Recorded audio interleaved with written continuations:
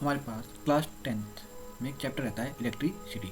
Chapter का नाम क्या रहता है? इलेक्ट्रिसिटी। उसके अंदर जो हमारे पास आज के टॉपिक रहते हैं वो रहते हैं हमारे पास electric current and electric circuit. ठीक है, आज हम 1 एंड 2 इन 2 टॉपिक्स को डिस्कस करेंगे। तो सबसे पहले अगर हम बात करें कि हमारे पास इलेक्ट्रिसिटी क्या होती है, तो हमारे पास जो इलेक्ट्रिसिटी रहती है वो क्या रहती है? Form of energy. ठीक है, तो इलेक्ट्रिसिटी हमारे पास एक फॉर्म ऑफ एनर्जी है।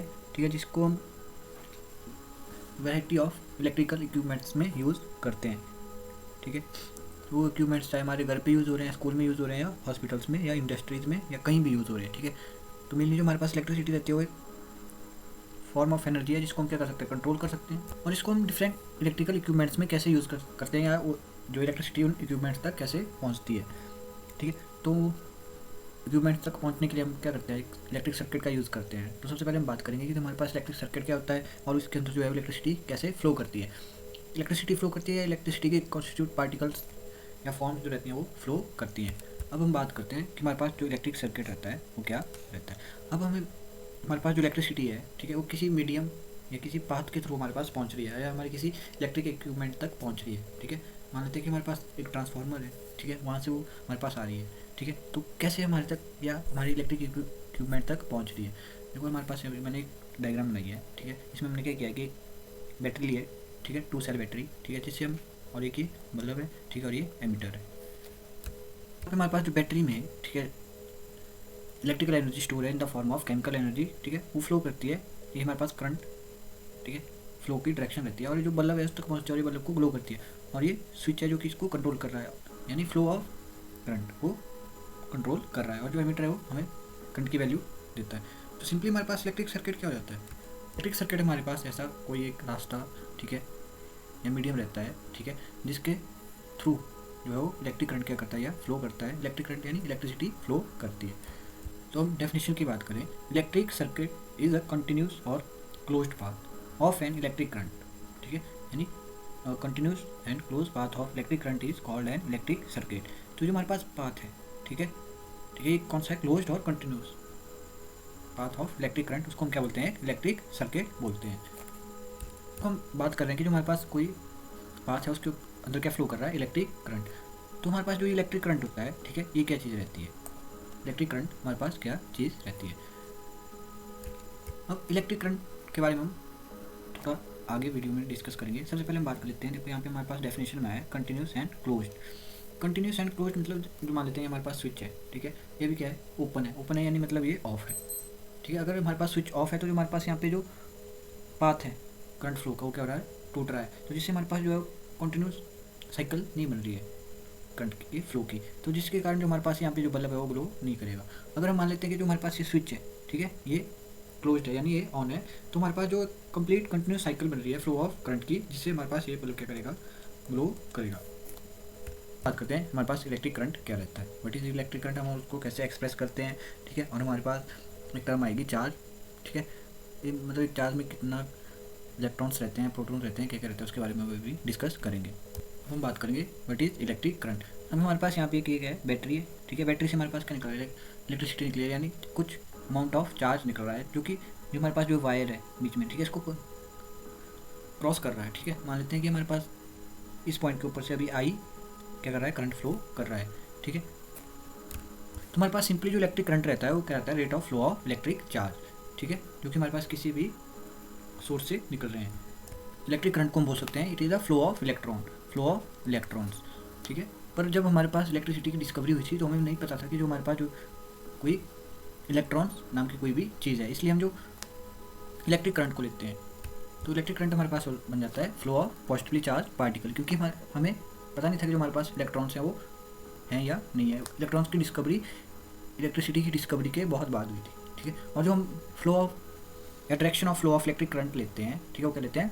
जो हमारे पास पॉजिटिव, ठीक है, पॉजिटिव चार्ज जो किस डायरेक्शन में फ्लो कर रहा है वही हमारे पास फ्लो ऑफ इलेक्ट्रिक करंट की डायरेक्शन रहती है।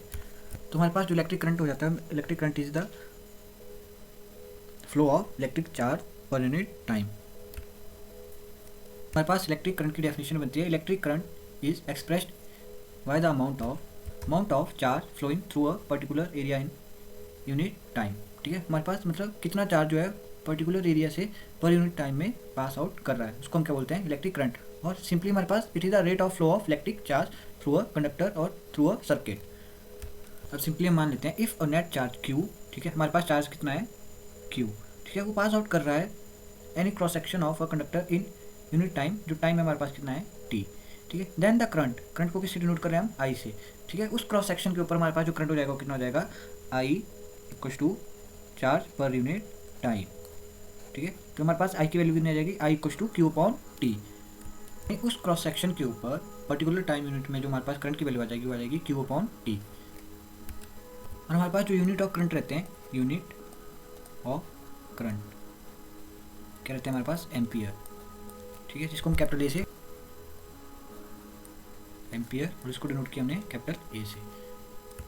अब हमारे पास जो 1 एम्पियर ऑफ करंट है वो कितने के बराबर रहता है, यानी 1 ampere of current equals to 1 coulomb of charge passing through a particular cross section per second, यानी 1 ampere equals to 1 coulomb upon 1 second.